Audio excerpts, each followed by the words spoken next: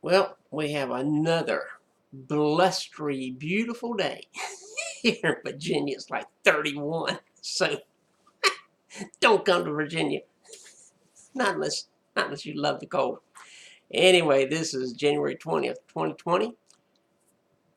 This will be our second video for the year, and today we're going to talk about a new me.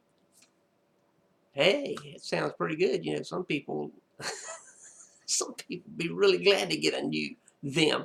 So really, I'm going to elaborate a little bit on what I've discussed in my letter for today. And by the way, if you're not getting my newsletter, www.astepabove.life, go to my website and subscribe. We try to put in stuff that will help you, uplift you, encourage you, give you direction, help you be successful. And success, a lot of people say it's a state of mind. It is, but it's also a state of action. If you don't take action, you can have the biggest state of mind of success you won't. You won't get anywhere. Let me tell you. So think about 2019 just for a second. And how'd 2019 go? Pretty good. Fantastic. Awesome. Mediocre. Could have done better. Well, I think that 2019 for me went okay. Wasn't fantastic. Wasn't bad. Just went along, kind of did my thing. So I would say, in my estimation, my 2019 was actually mediocre. I don't know if anybody else had a mediocre 2019, but if you did, you're not alone. So 2020 has started off just incredible. I think 2020 is going to be the most fantastic year that I've ever lived to date. It is just starting off incredible. I mean, incredible. So I believe my book is going to it's finished, by the way, for those of you that have asked. The book is finished. I've named it, but since I don't know if the publisher will want to change the name, the name of it that I picked is A Hard-Boiled Mystery. And it's, of course, about the 1940s during World War II. And I did a lot of background research and stuff to find out some interesting facts. And incredibly enough, as I was searching to fill in my characters and buildings and what was sold back then and, stuff, I came across a book that revealed a real life conspiracy that took place in World War II and was kept top secret until the 70s. Oh, yes, it was. Man, I couldn't believe it. So I altered this particular book. This is my first book, and I'm planning on a series of books with my detective, Chandler Diamond. And I changed the whole focus of the book to incorporate or to make this the pith of what actually the book was about. So I had a lot of fun writing it. It took me some months just to get everything right like it ought to be. I think I've got it there. Still looking for a literary agent. So if any of you guys out there know a good literary agent, send them my way. Tell them to contact me. The Rev at astepabove.life. I had one literary agent I contacted, and she emailed me back, and she said, "Well, if you can sell 10,000 books and you have a good following, and basically I don't have to do any work, sure, I'll represent you." What a lazy, sorry, good for nothing literary agent. She needs a new life. She needs to actually work for a living. So anyway, that was, and I guess that was kind of negative, but anyhow, that was my feelings when I got her stupid email telling me that Basically, she wanted me to do all the work, but she wanted to get her 15% commission. So that's not happening. Been around too long for that. So anyway, think about 2019, your life, and we will consider this your old life, because in 2020 you want a new life of some type, something different, something better, something more successful, something that will cause you to be passionate every day. So how do you get a new life? First thing is, stop thinking about your old life. Do you know how many people really, I mean, think about this. They talk about, oh, I want this change. I want a better job. I want a degree. I don't even have a degree. I want a doctorate degree because I've got a bachelor's and a master's. I want to pastor a church. I want to own this business. I want to start a business. I want to create this new product. But there's always a but. You know, my job now, I have to work 40 whole hours a week. Oh, Mo, not 40 hours a week. How awful for you. And I have 5 kids, and it's just more than I can, and the mortgage and 2 car payments, and give me a break. Do you not think that anyone that's ever started a business or did something new or got a degree had obstacles, challenges, issues? Let me tell you, if you want something, you go after it. Do you want your first degree, a bachelor's degree? Then carve out the time to do the lessons, to go to school, to do it online. Do you want a trimmer figure? This is a good one. I got some friends to talk about getting trimmer, getting fit. Okay, do you know how to do that? Start. Quit eating the wrong foods, and quit eating so much of the wrong foods. You can't even eat the right foods and eat too much of them, because anyway you're going to end up fatter than you are.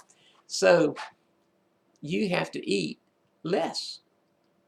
I used to eat over 7,000 calories a day. Yes, I did. I had the nutritionist and my doctor tell me, oh, Mr. Booth, you don't know what a calorie is. I said, excuse me? I work in a hospital. I know exactly what a calorie is. I started with breakfast, got to lunch, well, mid-morning snack, then lunch, then my afternoon snack. Then I told her when I get home every day around 4:35, 6, 7, 4:35 usually. I said, then I fix myself 3 milkshakes, and she starts, okay, you do eat over 7,000 calories a day. I said, I know what I eat. And I know that's why I put on all this weight. As active as I was still overweight. So she said, well, I was going to put you on a 1,200 calorie a day diet. However, I think we're going to put you on the 2,800 calorie a day diet, which we usually give to people to gain weight. So I'll starve to death, but I'll try it. I tried it. I lasted almost 30 days. I thought I would starve. Yes, I did. 2,800 calories, man, it was gone. So I ate 2,800 calories between breakfast and mid-morning snack. So don't tell me about food. I love food. But I had to change my thinking. Did I have to give up anything? Nope. Still ate everything I always ate. But instead of eating the whole lasagna dish, and guys, I know you know what I'm talking about. Ladies really know what I'm talking about. You know, lasagna dishes, how big they are? My wife used to fix one for me, one for the rest of the family. Oh, yeah. I put it away. So Oh boy, so I was just a tad overweight. Anyway, I had to control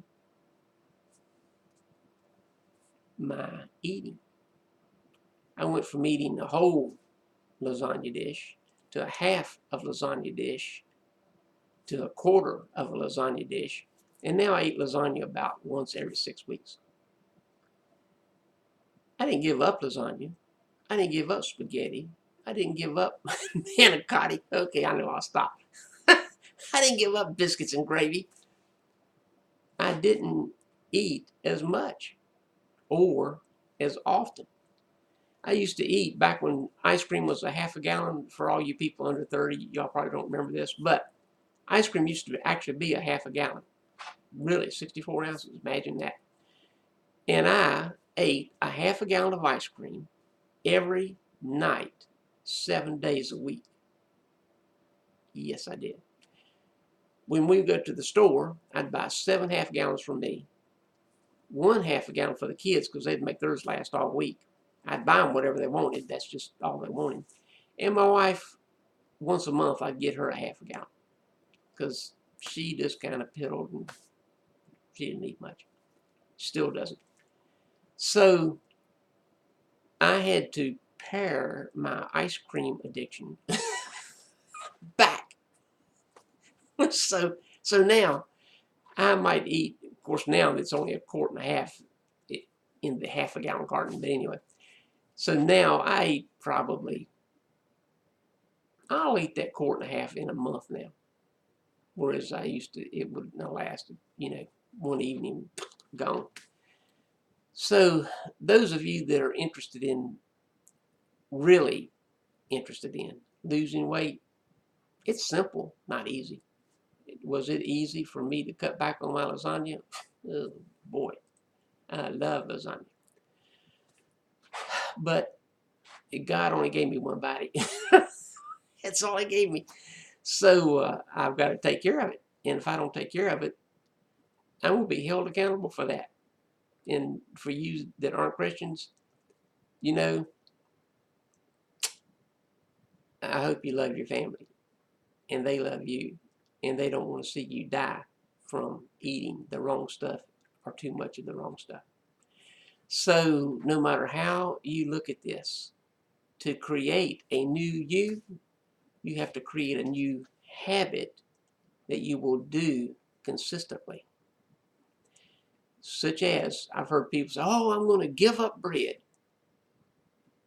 That's not going to last but so long. Because why? You're giving up something. But think about this.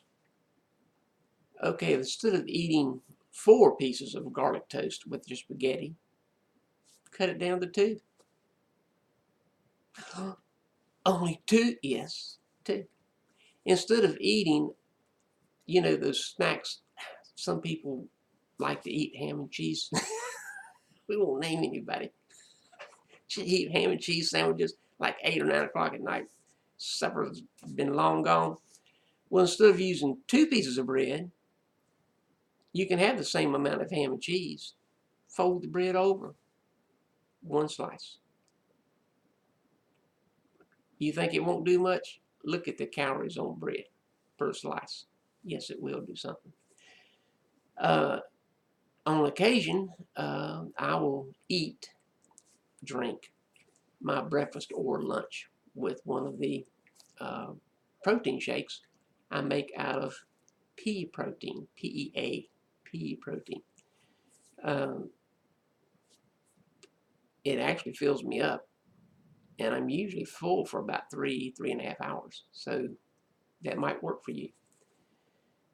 Basically, what I'm trying to say this time is to get a new you need to do something different than the old you used to do. And that thing is, you make the decision. I have no particular answer. Maybe you need to exercise every day. Let me tell you what I did. My wife got me an exercise block about 12 inches long, and it says exercise block. Walk around the block each day, which I did. I walked around that block twice each day. I know y'all cracking up on this one, but I didn't exercise, none. I did that because I promised her I would I would walk around that block every day, and I did twice. Walk around that little block twice every day for 6 months. But you know what? I got into a habit of doing that, and I thought, there are exercises that I can do that would be good for me that I don't mind doing. Maybe exercising a little in the shower, or lifting light hand weights, or getting on one of those walking machines. I forgot what you call them, the gazelles or whatever.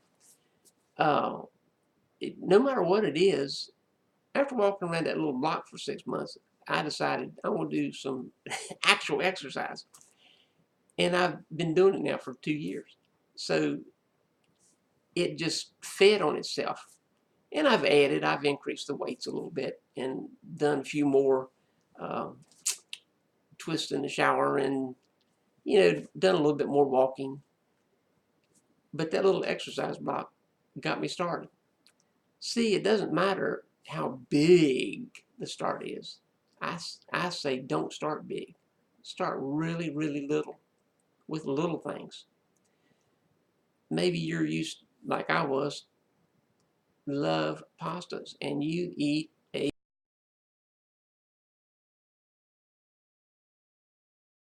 and so what you should do, maybe you cut back that plate of spaghetti to a half a plate.